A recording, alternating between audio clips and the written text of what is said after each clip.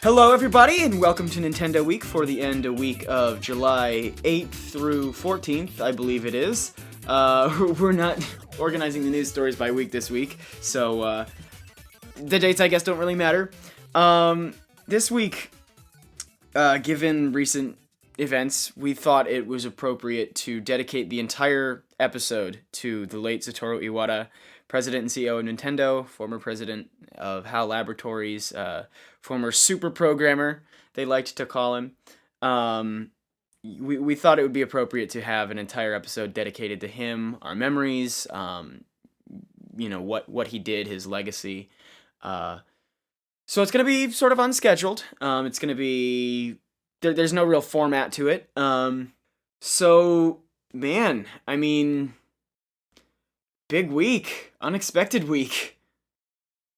Yeah, I mean, I think it took a while for it really to sink in with anyone. This was so unexpected, just because he had surgery last year and everything was it was a successful surgery, and they said he was recovering well, and then he just kind of dropped out of the public eye for a little while. He didn't appear in the last few Nintendo Directs. I think it was just the last one. Well, yeah, there was the little miniature ones, but right. I don't know if you really count those, but yeah. And then just to find out, from like a business report to shareholders, basically, that was not what I was expecting yesterday or 2 days ago. Yeah. Yeah, I was actually out all that day, so I didn't even find out when the news broke. Someone who I know in person, actually, and who I wouldn't have thought would have been the first to kind of hear this news or tell me this news, but came up to me in the evening on Sunday and said, "Oh, did you hear Nintendo's president died?" And he didn't even know the guy's name, so that's how kind of on the fringe of following Nintendo news he was. So really unexpected for me, especially since I've been kind of out of the news loop the last few days. And, it's not that often that you hear about something like this from someone you know in real life. Usually you find out on the internet. Right. Very surreal. Yeah, I mean, I remember I had just come up from eating dinner, and it was one of those nights where you just hang around the dinner table just because you don't really feel like doing anything else. And I got back and I realized, and I found out that just 10 minutes before the news hit, and I was really glad I spent those 10 minutes at the table. Yeah. I mean, I guess when he didn't show up at E3, and I know they said, we're not announcing new hardware this year, so that's why he's not at E3, but he's the president of Nintendo, and, E3 is the biggest news period of the year, so you'd think, at least symbolically, he would at least be there. I don't think he's ever skipped an E3 before. Except, well, last year he skipped it because of the same illness that ended up claiming his life. Yeah. Mm-hmm. Yeah. But yeah, prior to that, I believe he had been to every E3. Well, yeah, I mean, looking back on it, it makes sense. I mean, they had the special digital event with the Muppets, which may have unintentionally done it, but either way, it did end up sort of concealing the fact that he was so ill.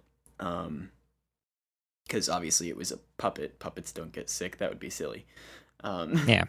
But, so, I mean, looking back on it, nobody's seen him, at least none of us, obviously people at Nintendo and stuff had seen him, but in 2 months or so. So, yeah. I mean, that's the time that it took for the illness to take its toll. And because he had apparently recovered so well in the past and was doing so well, up until I suppose April or so, as far as they were telling us, it was just so sudden, and it was one of those things that you hear it and you're like, okay, thanks P4R Gaming. Yeah, but yeah, then it turns out it's real. Yeah, I mean, even the people at Nintendo seem surprised. I believe Miyamoto said in his final words about Iwata, he said that he was shocked that it had happened. So it sounds like everyone was really caught off guard, even the people closest to him. Yeah. Yeah, and in my own family, a few weeks ago, Well, it's a few months ago now, huh? I skipped out early on one of our podcasts because I found out that my father-in-law went to the hospital for some seizures, and it turns out that the seizures were brain cancer that had spread from, they still haven't found out exactly where, but the likely suspects are either the gallbladder or the liver, which are incidentally the two places that have bile ducts, and so it's sort of really hitting home that he dies from a bile duct tumor, and I had this family thing going on. It's just it's hitting really close to home for me in particular. Yeah.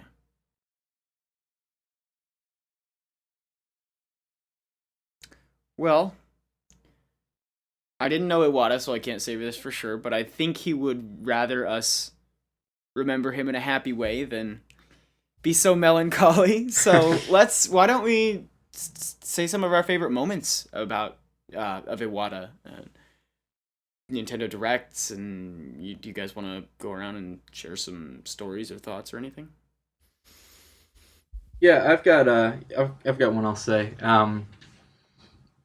For several years now, Nintendo's had operating losses on the year, and there's been a lot of pressure from shareholders to change ways or to lay off employees and such. And I didn't always agree with what Iwata did, like from a corporate strategy point, but I always thought it was interesting that he stood firm just time after time when shareholders would pressure him to fire people. He said, we're not going to fire our employees. We don't believe in doing that. And he said a big reason why is because cutting back only would make sense if he believed that Nintendo was going to be shrunk for the long term, that they had to scale down to a small business model. And he always held firm that he could have this sort of grand return for Nintendo, that they were going to get back on top. They were going to be, this major company, this major player in the industry again, and that he was not going to fire people because he knew he needed that staff for when Nintendo climbed back to the top. And he just always had that passion to him, that no matter, how bad things were, that they were going to return.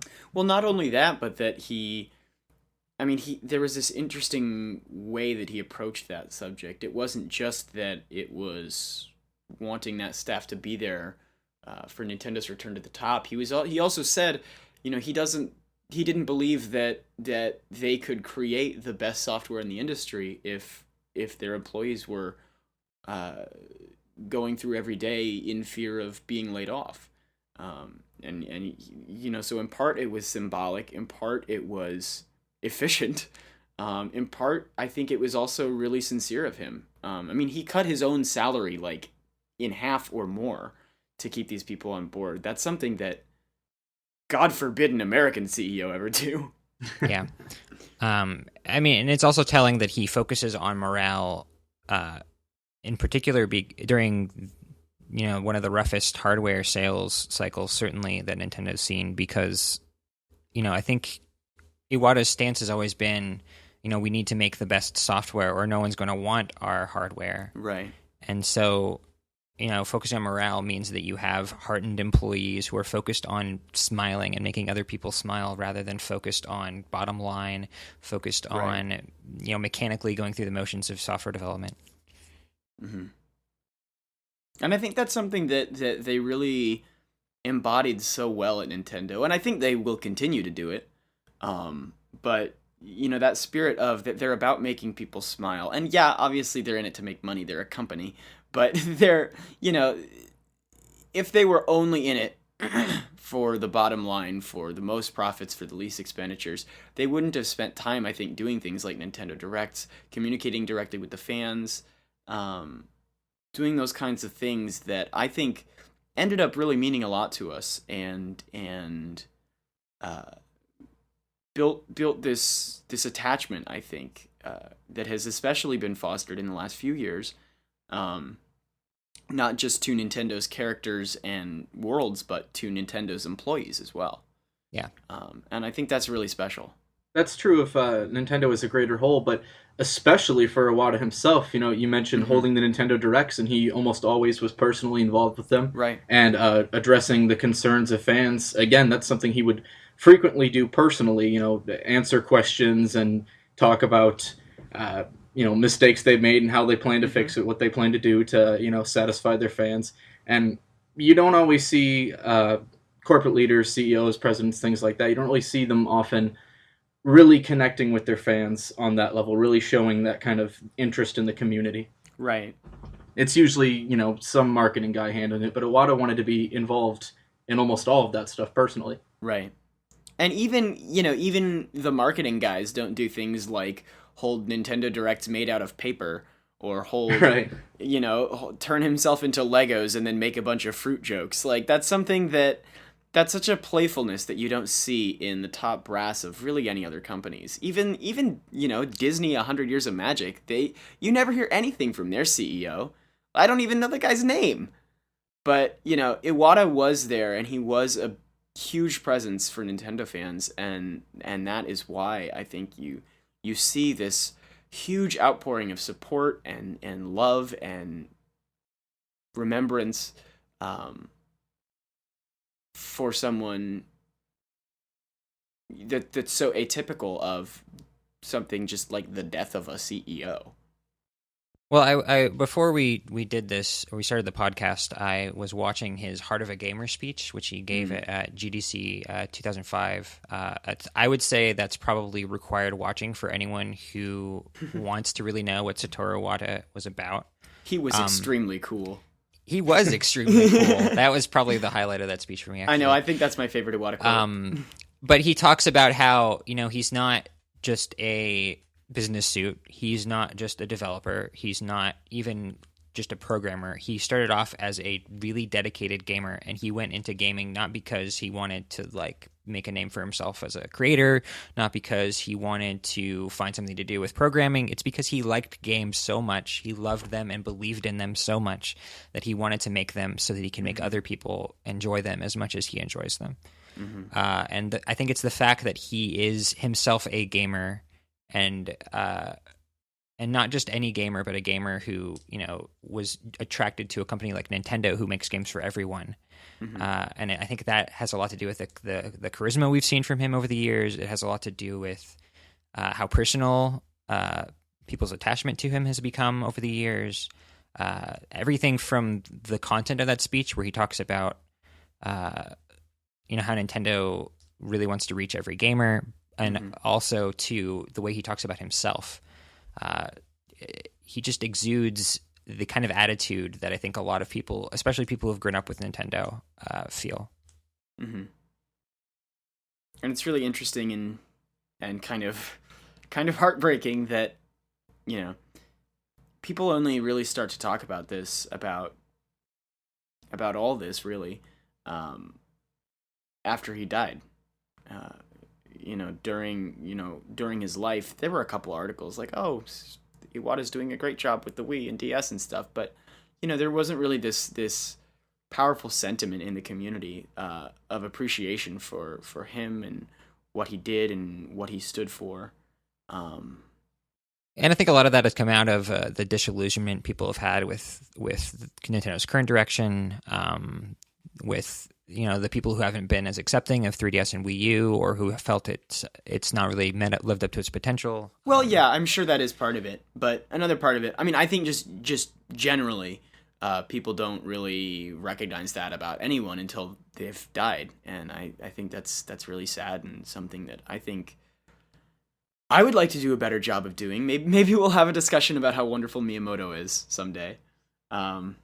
Well, I imagine that when he takes over Nintendo, which I think is pretty likely, honestly, he seems like the clearest successor. I think we'll probably have a good opportunity to do that. I hope it's Takeda, but that's not today's discussion. No. Yeah. I think just partially because he was, the CEO, and that's what people associated with him with, anytime Nintendo does something bad, the buck stops at him. He's the CEO. I think it's just people kind of forgot about a lot of his accomplishments, or just never really focused on them in the first place because they were just looking at where he was now in that position. But right. he held so many roles at Nintendo, throughout the years before he was their CEO. He contributed to so many games that shaped people's childhoods, and they may not have even realized that he was part of that because at the time he wasn't as well known of a name. Well, including I was just thinking about how for the second generation Pokemon games, how he developed the tools that let Game Freak compress the game to half its size and include the Kanto region. Originally, it was just going to be Johto. They wanted to include Kanto, but they couldn't fit it, and Iwata went in. But I was just thinking, that's not even, that wasn't even that personal an involvement with that game, and yet without him, I mean, Pokemon Gold is probably the first game I think that really like enchanted me as a kid and as someone who has since then been so fond of the worlds of Nintendo. I think that was a major part of my journey. Journey isn't quite the right word, but I'm sort of at a loss for words right now. But your very own Pokemon adventure. Right. But part of what made that just so freaking special was going to Kanto, having a whole other world to explore.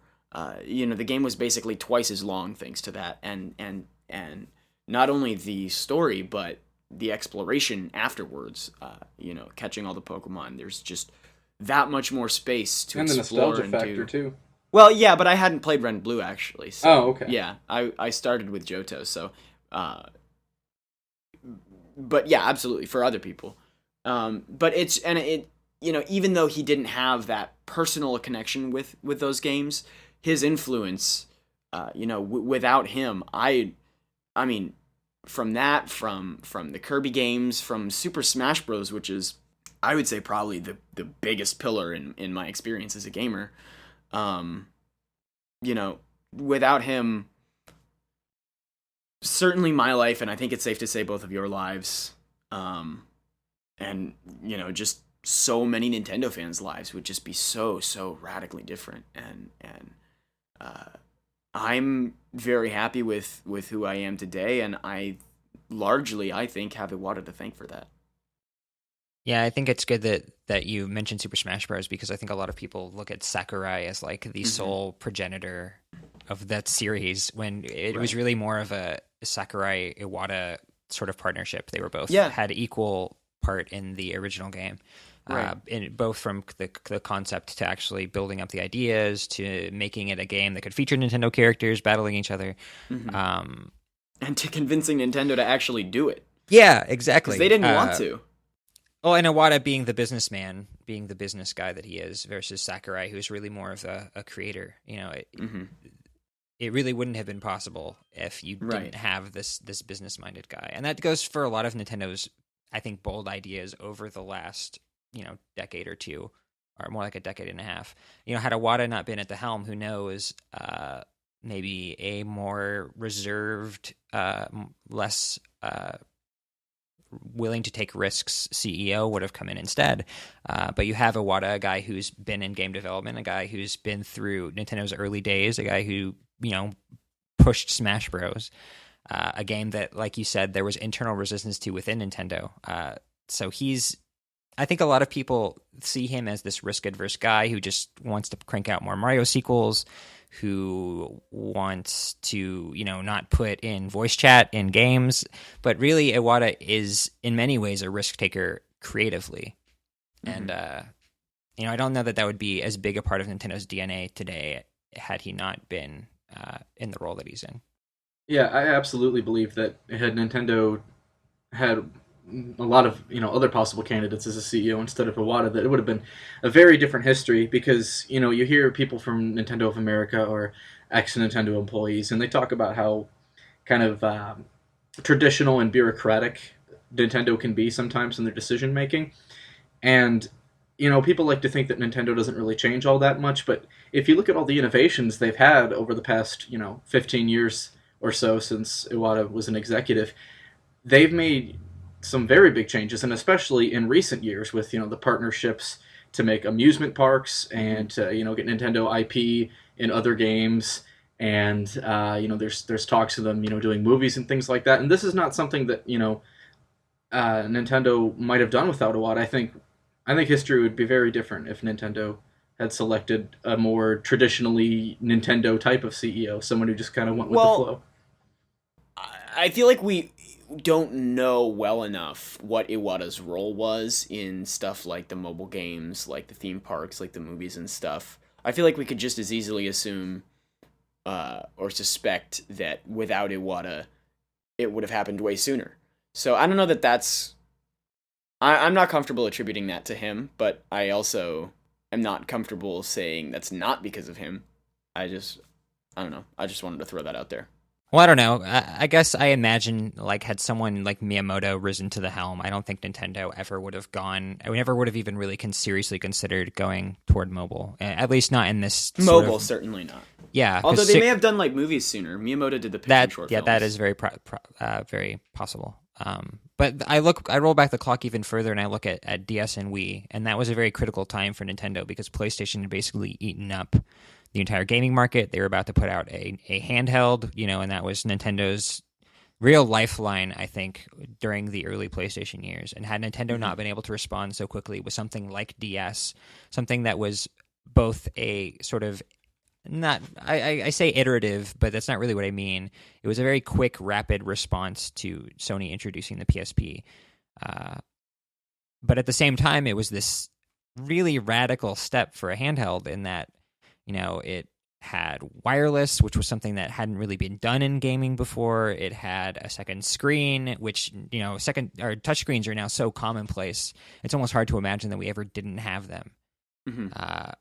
And to put all that in a handheld, and especially one that came out really quite quickly after the Game Boy Advance, that's years, really, wasn't it? It was 3 years in. I think slightly less than 3 years, actually, when they first announced it.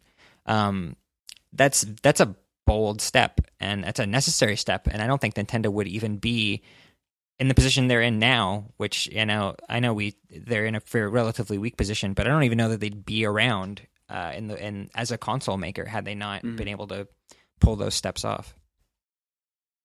Same thing for Wii. Iwata had said at one point, had we not been able to outpace GameCube, we would have dropped out of the console business.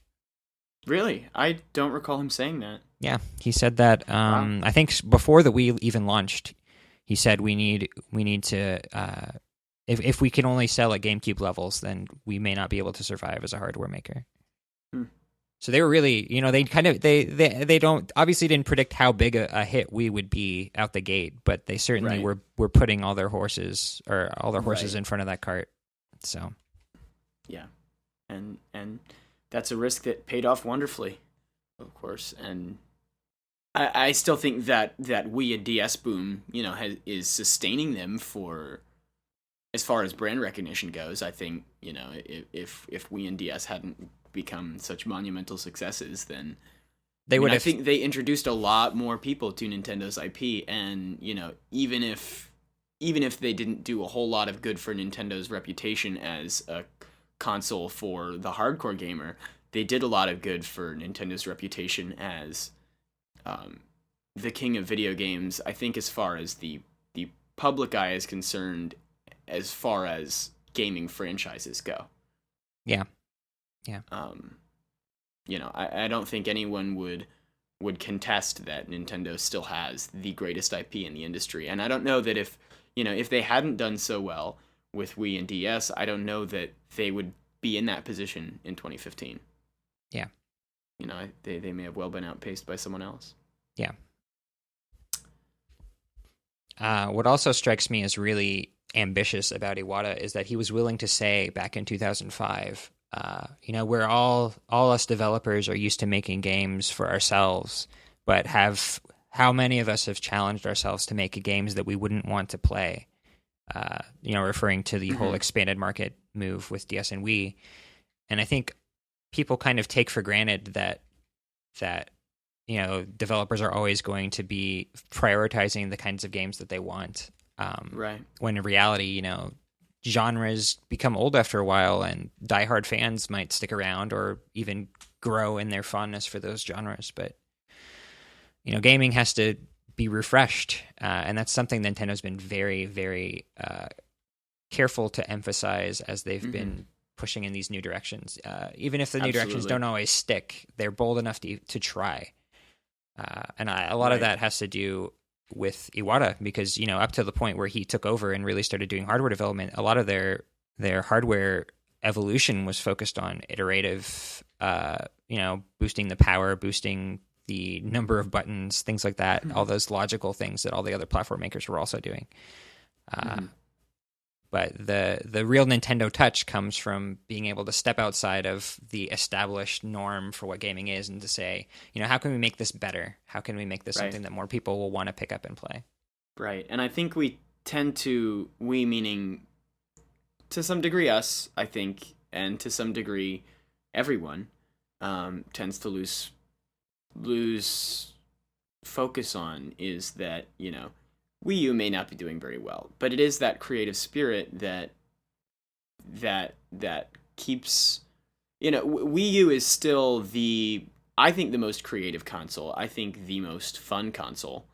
And I think that it wouldn't have that really, really unique, and I think there's something very heartfelt about it and the games that are on it, and it wouldn't have that touch without people like Iwata saying, this is what gaming is about. We need to focus on, refreshing things and keeping them fun for everyone.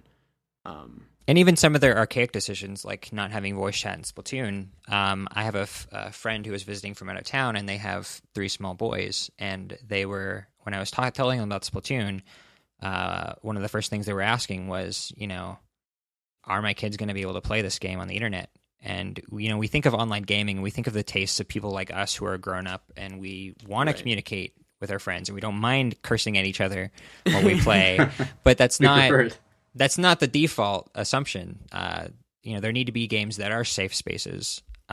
Otherwise, we just, the negatives of online gaming just become the norm, and they're things that always have to be there.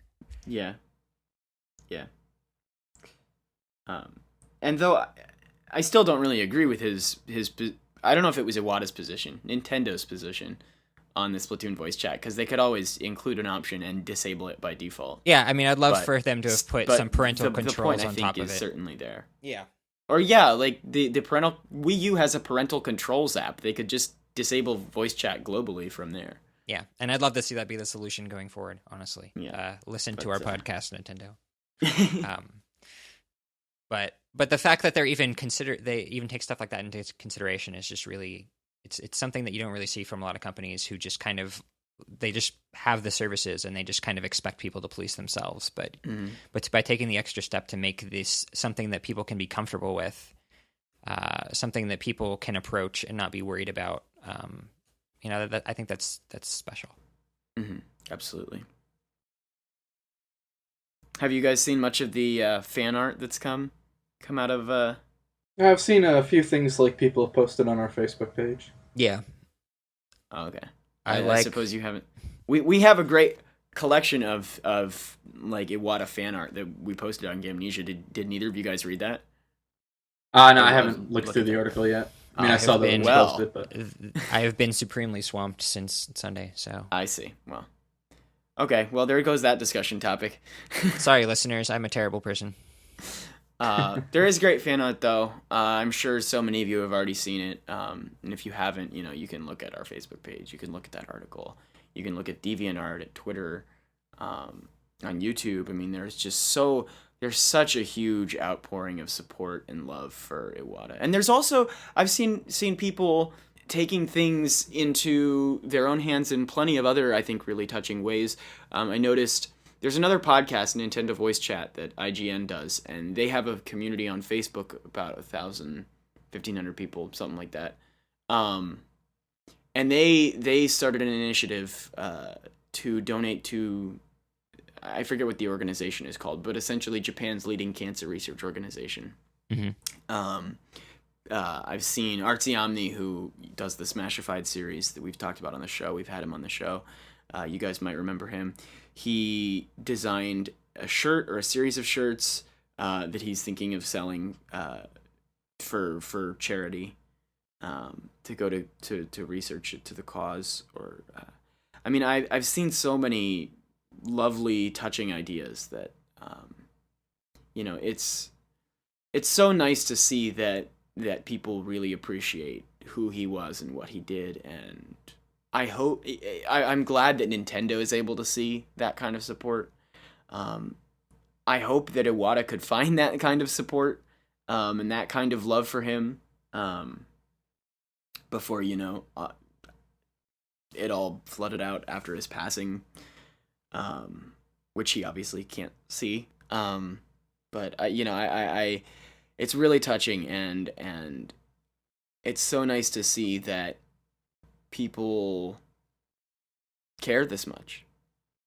Well, and it's nice, especially to see that, a lot of the times when corporate CEOs pass, the rush is like, okay, how do we capture the story? Like when Steve Jobs died, yeah, there were some charitable things, but there was also this rush to make a biopic about him, Right. to kind of commercialize his death. And I to see most of the things that I've seen so far have been very, we want to celebrate him, we want to, all these cancer charities, all these efforts to kind of get him memorialized in games. Like I saw a petition to get Balloon Fighter in Smash Bros. As kind of a tribute, since that was one of his first major IP that he worked on for Nintendo. That is the one thing that would get me to support Balloon Fighter in Smash Bros. Yeah. And I think that speaks a lot, not just to who Iwata was, but to how Nintendo fans are. Yeah.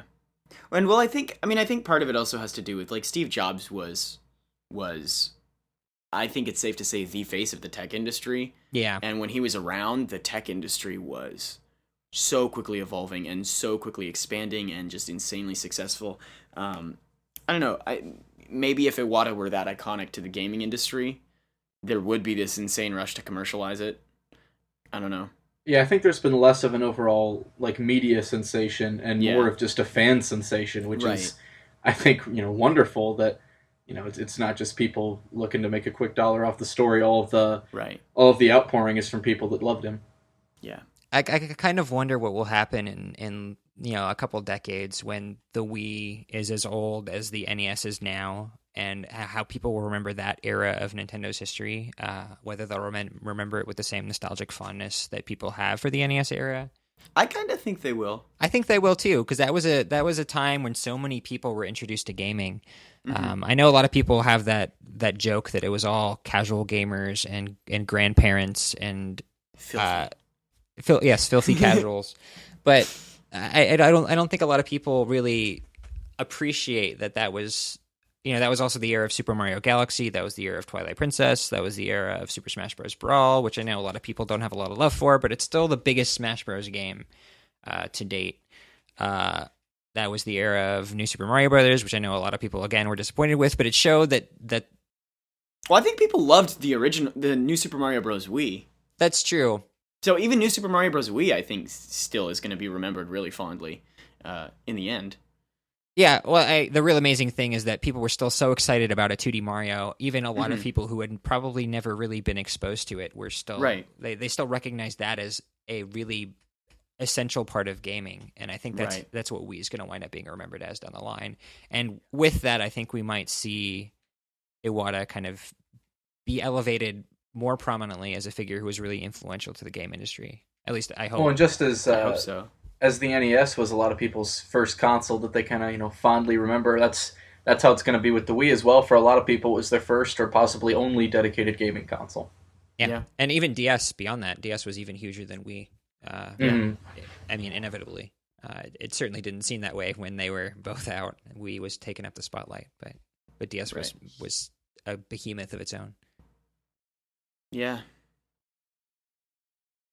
I mean, when you think about it, a lot of what's happened in tech since the DS and Wii came out has been, in some ways, I wouldn't say descended from it, but related to it. You have VR now, which is very motion-centric, and that's the barriers of that have been coming down over the past couple decades. But it's Nintendo who is really the first people to introduce that to the masses in their homes, in their living rooms, and I think a lot of the excitement we're seeing about VR maybe would have still been there, but I don't think that the tech would have been so boldly pushed this quickly without without motion controls kind of being realized as a viable thing. Mm-hmm. Well, also, I mean, I think, and maybe just because the nature of the beast is so radically different, this isn't a great comparison, but I think in many ways we wouldn't have the tablet and sort of smartphone culture that we see if not for the DS really exploding onto the scene with touch controls, showing what you can do with like drawings and menu systems and stuff like that with a touch screen. Yeah. And like I said, they're such radically different technologies, but consider that the DS was 3 years ahead of the iPhone, which itself didn't the whole smartphone, tablet, mobile, touch, whatever boom. That even happened a while after the iPhone was first introduced. So yeah, the 3 years plus that extra time. Yeah, I definitely think it influenced the tablet and mobile market, but especially like gaming on mobile markets. Not only did Nintendo introduce new people to games with Wii and DS, but I think they were partially responsible for developers realizing what a viable platform tablets could be and smartphones could be, because they saw how well touch games worked on the DS, and so they wanted to, there's an even bigger market of touchscreens out there with cell phones and tablets, so put your games on those as well. And I think in a way the DS helped inspire the just utterly massive mobile market that exists now. Absolutely. And I hope that they take the next step and bring some of those games that made DS what it was to the mobile market, like Brain Age and Nintendogs. Definitely. Because I do think it would be a shame if they only did like Mario, Zelda, Donkey Kong, Pokemon, and Kirby or Animal Crossing or whatever. And ignored the games that created the casual audience that then flocked to mobile stuff. And I think a lot of that will have to do with this quality of life initiative that Iwata's been talking about. Well, and I wonder where that kind of stuff is going to go. Because it's been kind of quiet for a while beyond that first health device. Yeah, and it seemed to me like it was really Iwata's thing too. It seemed like he was really the one interested in pushing that. Well, I think for quality of life in particular, it's a very services-oriented thing, and with DNA coming on board, there may have been some shakeups behind the scenes and kind of getting all that worked out as to how that's going to work, because memberships and services and user accounts and all this stuff is very important to making all that stuff work the way it should, especially if you want it to really be a life improvement thing and not just an app that people maybe use once or twice. Right. So in that way, I think the partnership with DNA has even more significance, because it's not just going to touch gaming; it's going to touch all these other ways that you can use technology, not just Nintendo platforms, but certainly Nintendo platforms, but also all these other devices that have really penetrated people's lives. Yeah. Kind of getting back to the discussion we were having about DS influencing tablets, I think a lot of people sort of don't appreciate how much the Wii's push on really hitting the user experience exactly right for the mass market had an influence on some of the same kinds of developments, where you have the iOS user interface really resembles in many ways the Wii channel menu. Yeah, that's true. I actually hadn't thought of it that way. And you might say that that's really just a different kind of Windows interface, but it's really not, because the icons are so prominent in the way it's laid out, the way you recognize which app is which. They're not just icons, they're actual screens in many cases. I noticed that immediately when I first saw the iPhone. I was like, this looks like the Wii home menu. I wonder if there's a connection. And you even, the focus on touching things with a finger, and then you had the Wii pointer was a finger. Like, there's so many parallels. Well, that one might be stretching it a little. Well, I don't know, because when you think about it, the core design of Wii using the motion controller was a way to kind of have you touch the screen in front of you, even though it was a TV screen. And that's true. And at the time, TVs had dumb screens, so they couldn't have recognized touch input. So it was like the first kind of TV touch controller, but also a 3D controller. There's just so many ways you can look at the Wii controller as this really interesting user experience that hadn't been done by people in a sort of TV connected space before. Mm-hmm. And yeah, a lot of that did trickle over into how the big user experience push we've seen with mobile, and that we've seen with all these other emerging computer platforms like smartwatches, even VR now. A lot of that, I don't know that a lot of that would have really blossomed the way it has had this user experience push beyond just graphics and beyond big game worlds. Like that was the trajectory that most developers were on, but Nintendo decided, no, we're going to do this in addition to that. Right. So here's a question for you guys. Would you buy an Iwata amiibo? I've seen there's this I think it's a petition where people want to get Iwata memorialized as an amiibo. What do you guys think of that? I don't know. It seems like it's too much of a monetization of a person. Well, what if they put the money instead toward, if they, didn't use it as profit, but instead put it towards, say, cancer research or to supporting the Iwata family? Yeah, that'd be something. Yeah, I think that sounds like a great idea. At first, I kind of thought, the idea of attempting to memorialize him by making an amiibo of him seemed a little vapid, almost irreverent. But the more I thought about it, the more I realized, that's pretty much entirely subjective. To some people that will give them, some sort of comfort or joy, or make them, happy about the career he had. And like you said, if they could put the money towards a good cause. So really, if that's something that would bring happiness to a lot of Nintendo gamers, something for Nintendo to consider. Yeah. And I guess another aspect of it is really that Iwata has become a Nintendo character in many ways. Because like we've been talking about, he's not just a suit. He's the star of his own video show, the Nintendo Direct. He's a personality, he's a host, he's a friend in many ways. Yeah. So yeah. Yeah, I certainly don't think it would clash with, the other amiibo being Nintendo characters.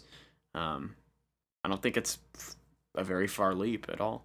Yeah. I'm not sure I'd want it to be a trend though. For every major Nintendo figurehead who happens to pass away. Kit and Krista amiibos?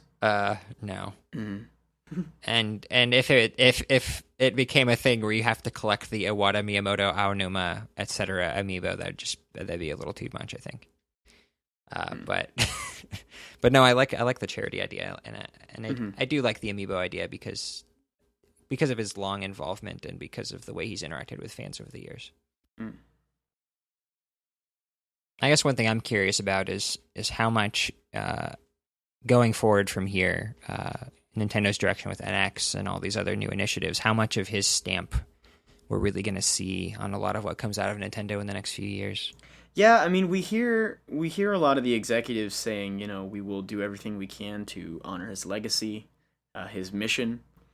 But, I wonder if when they've finished saying that, a new CEO comes in who's a little bit more susceptible to shareholders who think that mobile is king and that means long-term profits and not short-term profits because they're wrong.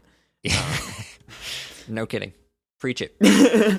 But yeah, I do wonder. I think though a lot of their modernizations, like say embracing mobile, embracing online, which they still haven't done, I think a lot of those are coming too slowly, but I also think in many ways it's honestly in the end for the better, because if someone else say came in and thought that Nintendo should make a radical shift to mobile, I think Iwata was ultimately too slow in adapting many of these things. I think that the spirit with which the company under Iwata adopted these initiatives is very much the correct spirit, and really flies in the face of all this free to start garbage and stuff. Nintendo did free to start, but they did it right. Right. Nintendo's doing DLC, but largely they're doing it right. Whereas other companies embrace these good ideas and then turn them to garbage. And rapidly turn them to garbage. Right. Yeah. Just poor content for high prices. Just, treating the consumer like, Like a piggy An bank. ATM. yeah. Yeah. And Nintendo absolutely does not do that. And I think that a lot of that has to do with Iwata's attitude that traditional console gaming is the way that games should be. And if we're going to do these initiatives like DLC, like mobile, they've got to support that, not change it. And then even when it comes to mobile gaming, he's talked a lot in the last few months about the payment model Nintendo intends to use for their mobile games. And he said, a lot of Japanese developer, they charge pretty high amounts or have just a lot of things that cost money in the games, a lot of microtransactions. But he said he'd rather work on the scale that's better accepted in the West, which is where you try to get as many customers as possible and just get a little bit of money from each of them instead of trying to overcharge everybody and, screwing over your customers and ending up with a smaller consumer base. I So, absolutely agree that that's the right plan. I don't agree that that's what's accepted in the West. well, that's more or less how he said we have to. It might not Right. be that it's accepted in the West, but it's how he believed. No, that, I know. I was just teasing. It's how he believed Nintendo should proceed in order to establish themselves in the West, I know, just I know, by having absolutely. very, very affordable apps. Yeah. If there's anything you can't criticize them for, it's that they've definitely been very thoughtful about how they approach all these new technology shifts. They haven't just rushed to follow the trends, which Right. is beautiful, actually. And I do think that probably the biggest hurdle to them going to mobile was the business model, and that they didn't want to not only feel like they were selling their own content short, but also that they were gouging consumers.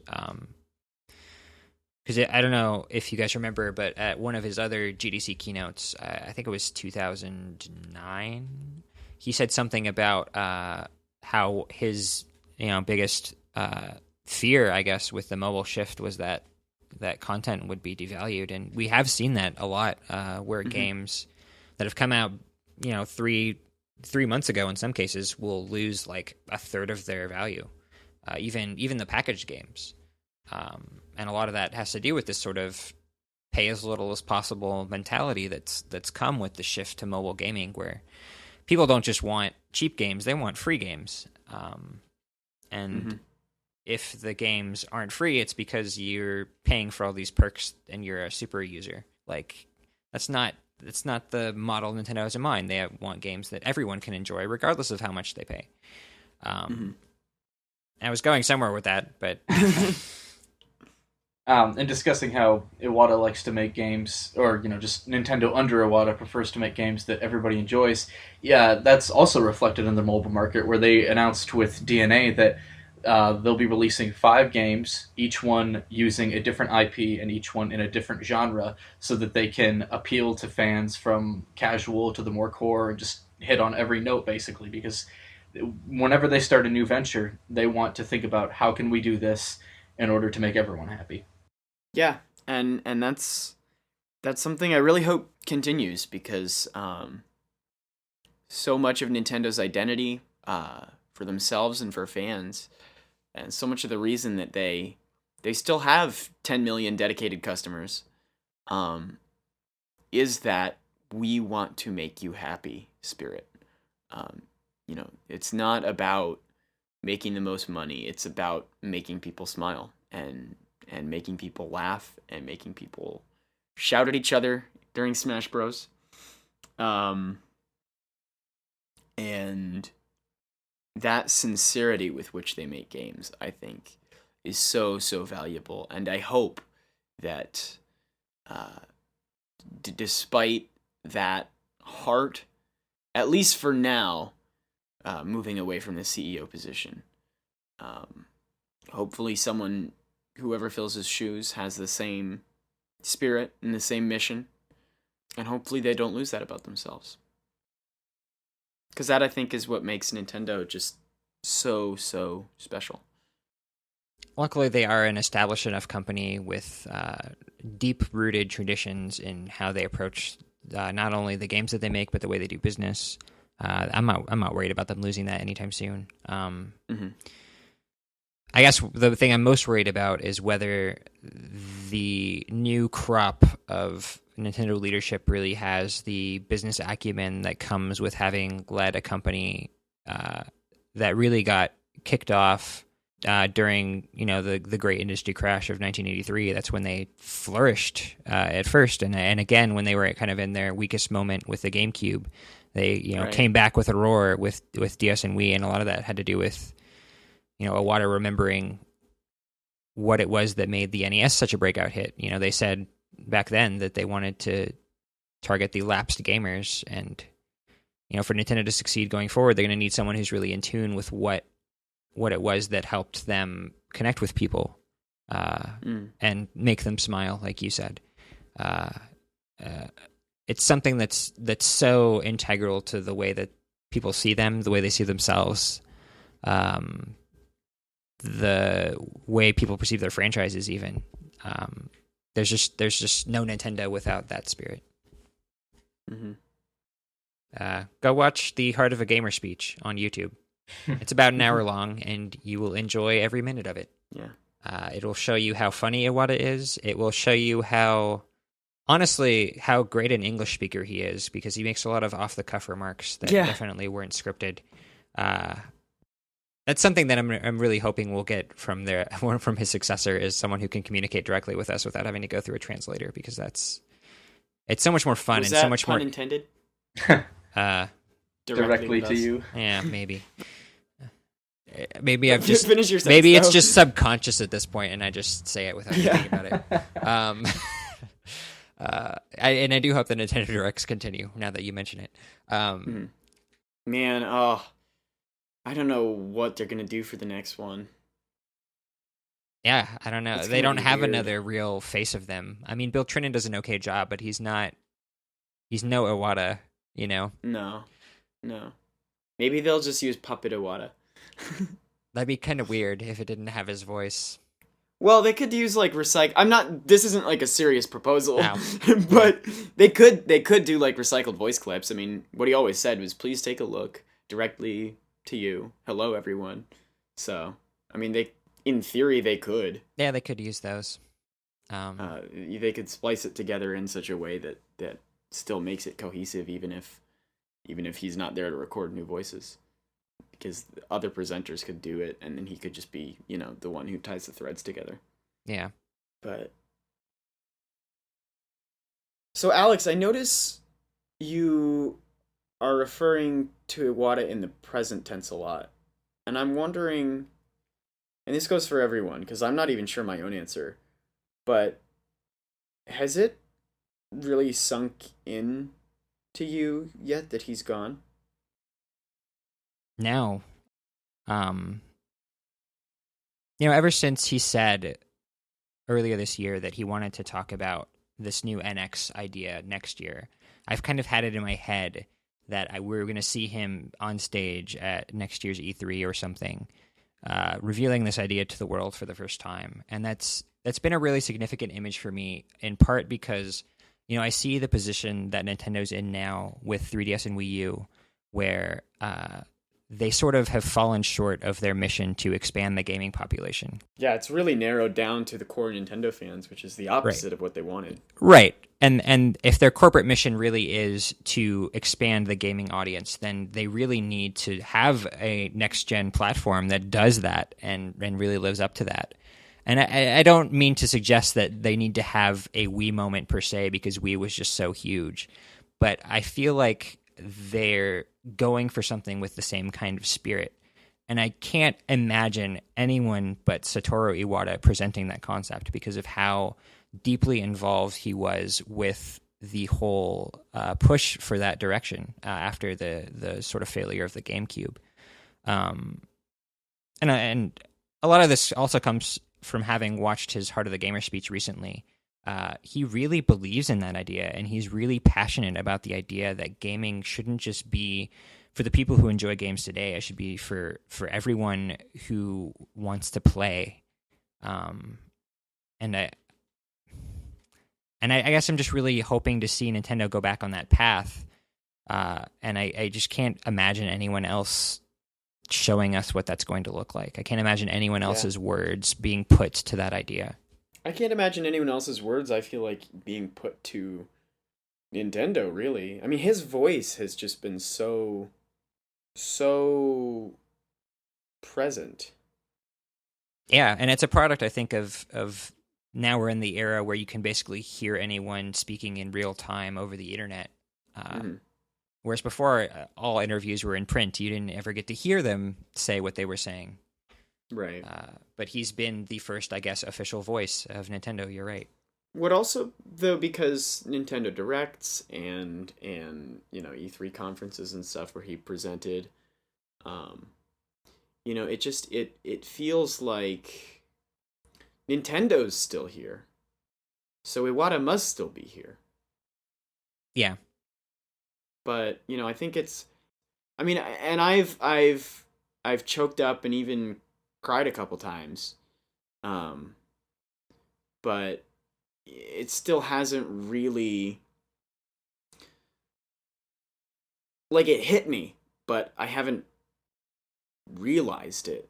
I haven't absorbed. Yeah, we haven't really seen what the world without Iwata is actually like. Right. Yet. I haven't really been able to process that, it's not just the idea of him passing. It's that it's like a person with ideas and with spirit and with heart. And Alex, you talk about how he wanted to expand video games, expand the idea of what it means to be a gamer beyond the typical audience and to include more people. And he said recently that was basically the goal of his first decade as CEO of Nintendo, was to redefine gaming and expand gaming. And he said recently that he wanted to devote the next 10 years to doing the same for entertainment in general, and that like quality of life and other initiatives like that were Nintendo's way of hopefully redefining the entire entertainment industry the way they did gaming. And so I just hope that whoever replaces him still has that passion for just bringing excitement and innovation to the industry.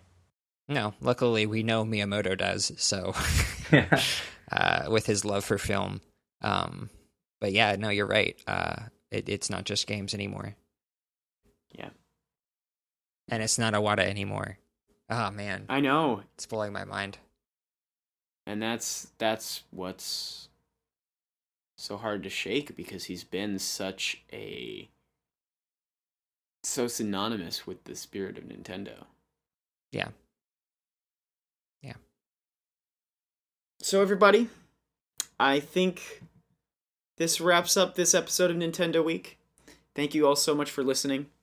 The outro music this week is a live performance of Smiles and Tears from Earthbound, which I think is very appropriate for the occasion. So please have a listen.